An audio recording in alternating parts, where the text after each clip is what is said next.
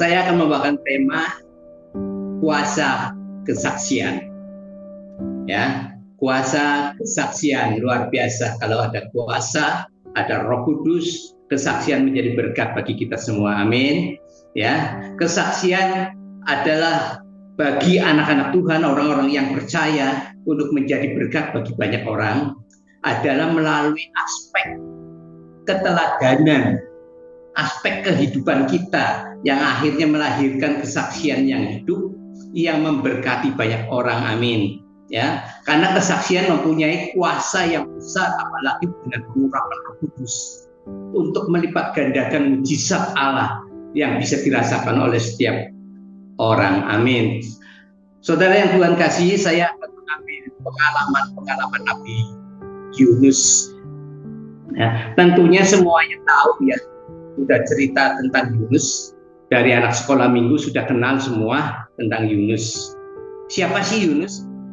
Yunus dalam bahasa Yunani yang disebut Yonah. Yonah yang berarti adalah merpati. Ya, kalau simbol dari merpati adalah Roh Kudus.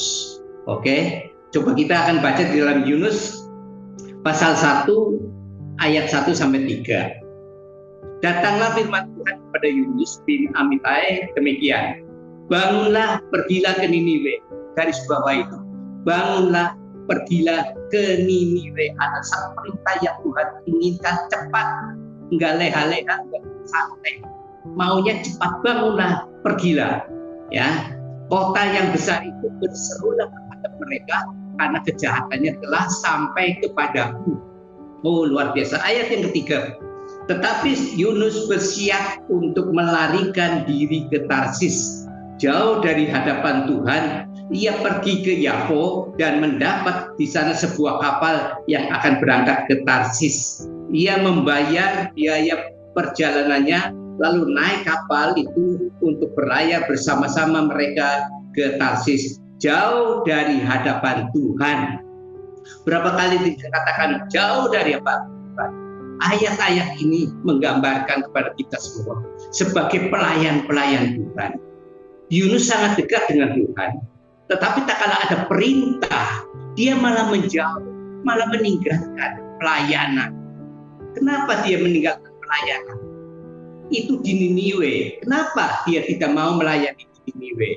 Karena Niniwe adalah musuh daripada Israel. Yunus menginginkan Niniwe itu hancur kalau dia tidak melayani di sana. Ya, ini egoisnya luar biasa. Ya, mudah-mudahan di sini nggak ada. Ya, dan daripada melayani Niniwe, dia lebih baik healing ke Tarsis. Ya, seringkali kita dapat pelayanan seperti Yunus, tidak sadar bahwa pelayanan itu untuk Tuhan. Namun dia menginginkan apa yang dia inginkan, dia pergi. Dia tidak mau melayani yang tidak diinginkan. Ya, seringkali kalau hatinya saya cocok, ya saya layani. Kalau hatinya kita nggak cocok, ya saya lebih baik healing lah, pergi ke puncak kemana ya. Makanya tadi saya bilang maaf Pak David, ya pada waktu beberapa kali saya dapat pelayanan, saya ke rumah sakit mengantar istri saya, healing ke Penang juga mengantar istri saya. Ya, saya bukan berarti tidak mau melayani, tapi hari ini Tuhan mengingatkan melalui Yunus kepada kita semua. Tak kala kita mendapatkan pelayanan, ingat, jangan menjauh, jangan menghindar, kata firman Tuhan itu tadi. Ya, Yunus menghindar. Kalau hatinya cocok, dia layani. Kalau enggak, saya lebih baik, ya pergilah menghindar. Ya, jauh dari pelayanan. Apa akibatnya? Yunus sendiri ingin apa? Sebenarnya Yunus ingin mengubah rencananya Tuhan. Ya, tapi ingat, tidak ada seorang pun yang dapat mengubah rencana Tuhan. Itu ingat. Tetapi sebaliknya, Tuhan dapat mengubah segala rencana apapun manusia yang kehendaki. Buktinya di dalam ayat yang keempat, ya, Yunus pasal 1 ayat yang keempat, yang terjadi apa yang terjadi? Tuhan mengubah segalanya. Apa yang menjadi rencananya Yunus? Tuhan ubahkan, ya, di dalam ayat yang keempat. Tetapi Tuhan menurunkan angin ribut ke laut, lalu terjadilah badai besar sehingga kapal itu hampir-hampir terpukul hancur.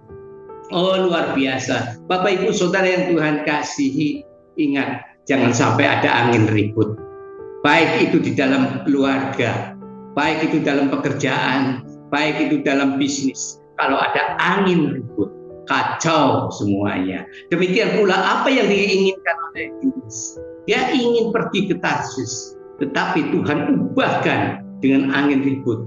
Maka ayat-ayat selanjutnya saudara nanti baca, ya. Mereka berteriak pada Allah dan membuang semua kekuatan barang-barang yang dia punyai.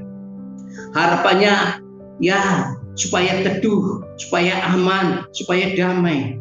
Seringkali kehidupan kita ada di dalam gelombang badai yang seperti ini, saudara. Ya, masalah kehidupan kita ada di badai. Ingin kita gelontorkan semua apa yang kita punya, ya, buang semua, tetapi Tuhan belum berkehendak. Gelombang pun semakin besar, ya.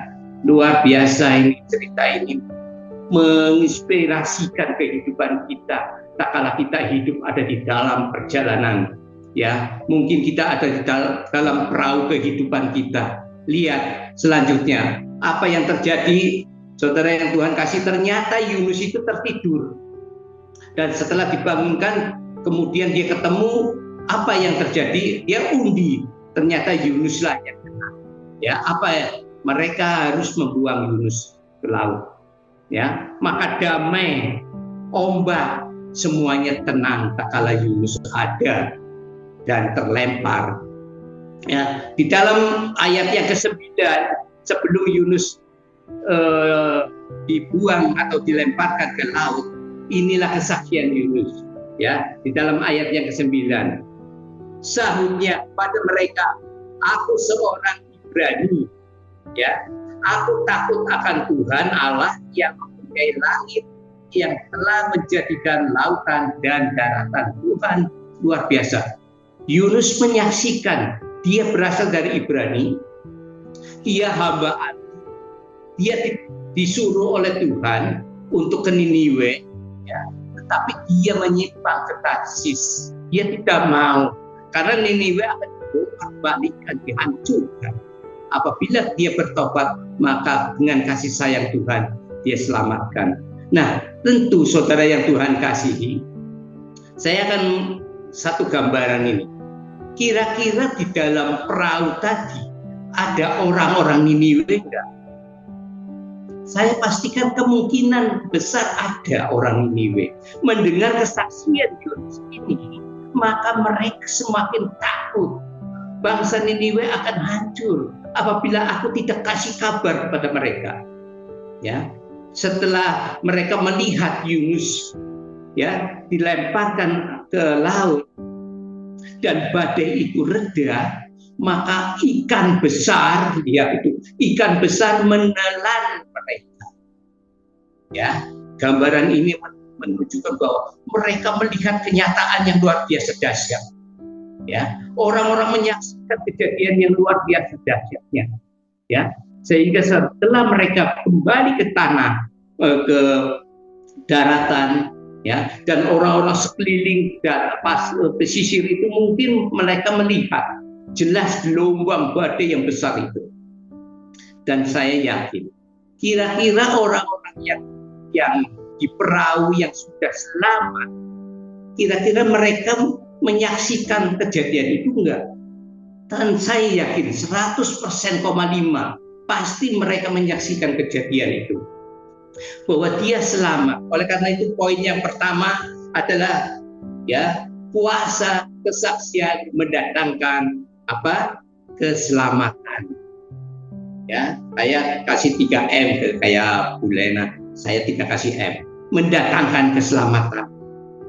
Mereka otomatis menceritakan semua kejadian yang dia alami, ya, kejadian yang dia alami, ya, masalah dia mau binasa di laut, ya, sehingga akhirnya ada seorang yang bernama Yunus, orang Ibrani yang diperintahkan untuk Niniwe, untuk memberitahukan ke Niniwe akan dibongkar balikan, tetapi dia menyimpang.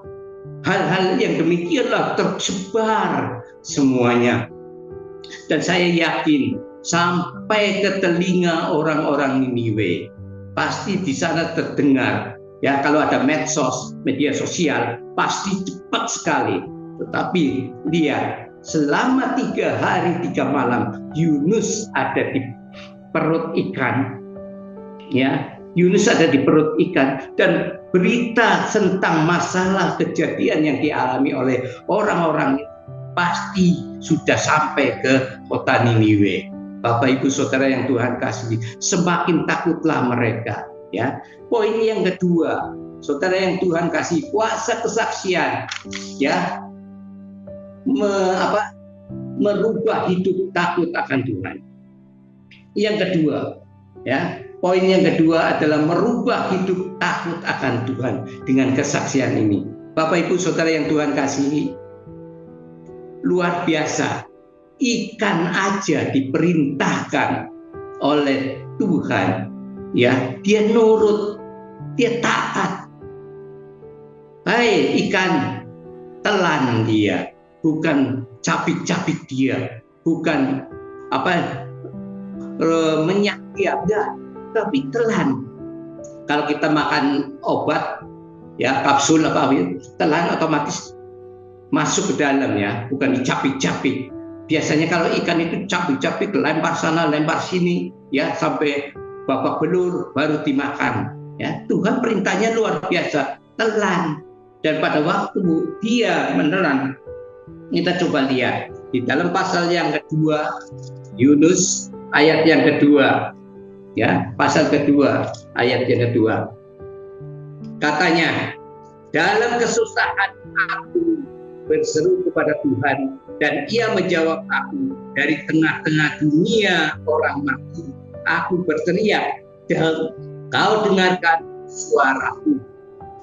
Oh, luar biasa. Ayat yang ke-7, ketika jiwaku letih lesu di dalam, teringatlah aku kepada Tuhan, dan sampailah doaku kepadamu ke dalam bait-Mu yang kudus. Dalam situasi keadaan Yunus ada di dalam perut ikan. Bapak Ibu Saudara yang Tuhan kasih, sangat-sangat menderita, sangat-sangat luar biasa mengalami masalah persoalan. Mungkin kita ada di dalam kegelapan yang seperti Yunus, ya, gelap, masalah badai sudah diatasi, dia ada di dalam kegelapan. Ketika jiwaku letih lesu, Yunus luar biasa, dia langsung berseru. Dia penyesalan, dia menyesal, dia melanggar perintah Tuhan, menyesal. Tak kala dia dikasih kehidupan lagi, dia akan melayani dengan baik. Ya, dia janji. Lalu di dalam ayat yang ke-10, ya, ayat yang ke-10 di sini diceritakan, ya, pasal 2 ayat yang 10, ya. Lalu berfirmanlah Tuhan kepada ikan itu, dan ikan itu pun memutahkan Yunus ke darat. Oh, luar biasa. Ikan aja nurut, saudara yang Tuhan kasih. Mutahkan dia, ya. Ketika Yunus ada di dalam perut ikan, dia sadar penyesalan, ya, kesalahan dia. Kemudian dia berdoa kepada Tuhan. Bapak Ibu Saudara yang Tuhan kasih, mustahil bagi manusia. Orang sudah dimakan ikan, kok hidup? Pertanyaannya, kok hidup? Ya, kalau bukan kehendak Tuhan, dalam situasi apapun, dalam masalah apapun, ya, kalau bukan kehendak Tuhan nggak mungkin. Ya, maka orang-orang yang di sekitar melihat ada ikan besar mendarat, kemudian dia memutahkan seorang, ternyata adalah Yunus, yang beberapa hari diceritakan. Yunus adalah orang yang setelah dimakan ikan ternyata hidup. saya yakin dan percaya semakin orang takut akan Tuhan. Tak kala melihat Yunus hidup, ya, 3 hari 3 malam di perut ikan. Kalau bukan rencananya Tuhan, nggak mungkin. Bapak Ibu Saudara yang Tuhan kasih, biarlah apapun yang terjadi saat ini di dalam kehidupan kita, Bapak Ibu, mungkin kita ada di dalam gelombang masalah, persoalan, sakit, penyakit, ya, kita lihat, kita panggil Yesus, Tuhan ampuni. Dan Yunus lihat menjadi kesaksian yang luar biasa, ya. Di dalam Mazmur pasal 33 ayat 9, sebab Dia berfirman, maka semuanya jadi. Dia memberi perintah, maka semuanya ada. Tidak ada yang mustahil bagi Allah. Kalau Tuhan perintahkan, semuanya jadi. Kalau Tuhan berfirman, semuanya ada padanya. Luar biasa. Bahkan Ayub 42 ayat 2 juga dikatakan, aku tahu bahwa engkau sanggup melakukan segala sesuatu dan tidak ada rencanamu yang gagal. Tidak ada rencana Tuhan yang gagal. Ya, sekalipun Yunus ingin menggagalkan rencana Tuhan, tetapi Tuhan tetap pakai dia untuk memberitakan ke Niniwe. Oleh karena itu pasal yang ketiga, poin yang ketiga, kuasa kesaksian, ya, mendatangkan apa? Pertobatan. Kita coba lihat gambarnya Pak Advin, ya. Di dalam Yunus pasal 3 ayat 4 sampai 5, ya. Itu tadi yang kedua Pak Adin, merubah hidup.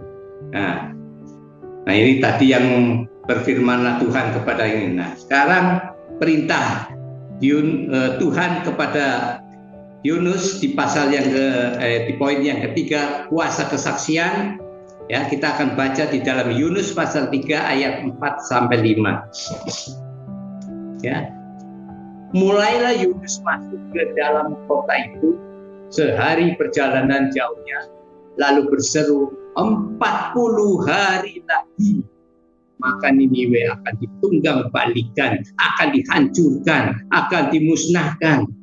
Ayat yang kelima, orang-orang Niniwe percaya kepada Allah, lalu mereka mengumumkan puasa, dan mereka baik orang dewasa maupun anak-anak mengenakan kain kabung. Bapak Ibu Saudara yang Tuhan kasih, tak kala Tuhan perintahkan Yunus, sama dengan perintah di pasal 1, bangun, bangkitlah, pergilah ke Niniwe.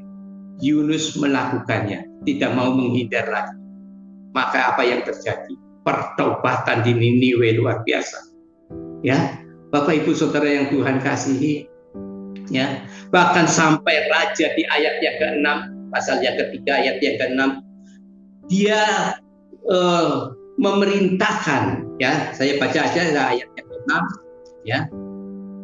Setelah sampai kabar itu kepada raja kota Niniwe, turunlah ia dari singgasananya, ditanggalkannya jubahnya, diselubungkannya kain kabung, lalu duduklah ia di abu. Dia memerintahkan semua masyarakatnya, orang-orangnya, bahkan sampai kepada binatang-binatang, suruh puasa, suruh bertobat. Luar biasa Yunus. Bapak Ibu Saudara yang Tuhan kasih, tadi Pak gambar Yunus, Pak, tolong Pak Din, ya, gambar tentang Yunus yang mereka sudah bertobat, ya. Nah, saudara yang Tuhan kasih, saya akan sedikit tanya Bapak Ibu, kalau pada waktu itu Yunus, ya, di pasal 1 diperintahkan langsung ke Niniwe, kira-kira akan ada kejadian seperti ini enggak? Saya yakin orang-orang di Niniwe adalah orang-orang jahat, preman-preman, ya. Dia takut musuhnya adalah musuh Israel. Andai kata dia datang sendiri, kemudian dia ngomong, ya, bahwa Niniwe akan dibongkar balikan, ya, kemudian akan dihancurkan selama 40 hari kalau tidak ada pertobatan. Kira-kira orang-orang yang di sana percaya enggak? Awal tuh. luar biasa ini, kalau rencananya Tuhan tidak ada yang mustahil.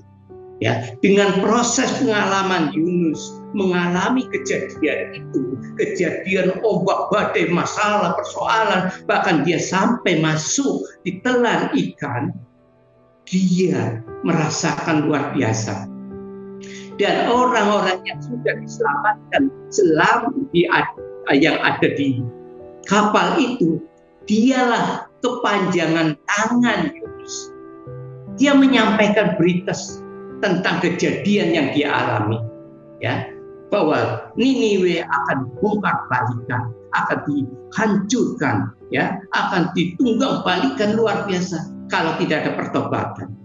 Maka dengan adanya masalah persoalan itu, Yunus datang ke sana, mereka mendengar semua, mereka patuh, mereka semakin takut, luar biasa, semakin takut akan Tuhan. Dan mereka bertobat dari mulai raja sampai rakyat jelata, sampai kambing dombanya pun tidak dikasih makan. Dia puasa, bertobat, luar biasa. Bapak Ibu Saudara yang Tuhan kasih, apa yang terjadi di dalam kehidupan kita? Setiap masalah Tuhan punya rencana. Amin. Apapun yang masalah kita hadapi, sakit penyakit kah? Persoalan kegagalan bisnis kah? Tuhan punya rencana. Tidak ada yang mustahil bagi Allah. Kalau Allah punya rencana, indah pada waktunya. Yunus datang ke sana, indah pada waktunya. Karena apa? Sudah ada kepanjangan tangan yang memberitakan bahwa ada kejadian yang luar biasa dahsyat. Saya merenungkan firman Tuhan ini. Seandainya Yunus patuh saat itu dengan preman-preman, kalau tanpa Roh Kudus menyertai sekarang ini, nggak mungkin secepat itu. Selama 3 hari semuanya bertobat. Dan di pasal yang keempat ayat ke-11, 120.000 lebih orang bertobat dengan kasih sayangnya Tuhan. Yesus memperhatikan kehidupan tiap orang yang sudah rusak dibetulkan dengan penuh kasih sayang. Luar biasa. Sekalipun mereka sudah jahatnya luar biasa sampai di hadirat Allah, tetapi kalau dia bertobat dengan penuh kasih sayang, dia dibetulkan, dia diampuni. Luar biasa, 120.000 lebih. Firman Tuhan katakan, pertobatan yang luar biasa. Yunus dipakai oleh Tuhan dengan datang ke Niniwe, 120.000 lebih orang bertobat. Takut akan Tuhan. Ya, Yesus perhatikan, saya juga akan berdoa. Ya, kehidupan tiap orang yang sedang sakit disembuhkan dengan penuh kasih sayang. Luar biasa. Apapun yang akan terjadi di dalam kehidupan kita, kita nggak tahu. Tetapi yang jelas Tuhan punya rencana indah. Indah pada waktunya. Indah pada waktunya. Luar biasa. Ya. Kiranya Tuhan menyertai kita. Sebetulnya saya ada pujian yang sangat membangun bagi kita. Ya, cuma pada waktu ya. Kalau boleh di setel, kalau enggak ya ini yang menjadi berkat bagi kita. Ya, saudara yang Tuhan kasih, apapun masalah yang sedang kita hadapi saat ini, pasti Tuhan punya rencana. Ya, jangan kelihatan aku kok begini ya, aku begitu ya, tetapi Tuhan punya rencana, pasti indah. Ya, kita menyerahkan semua kehidupan kita, panggil Yesus. Tak kala kita ada di dalam bahtera kehidupan, kita seolah-olah kita tidak berdaya, kita tidak akan selamat. Tetapi ada pribadi yang luar biasa, yaitu Yesus yang mati untuk kita. Kita diselamatkan, kita diubahkan, kita dibangun untuk menjadi saksi Kristus. Jadilah ini semua untuk saudara dan saya diberkati Tuhan dan menjadi saksi Kristus yang luar biasa. Pasti Tuhan punya rencana untuk setiap pribadi demi pribadi.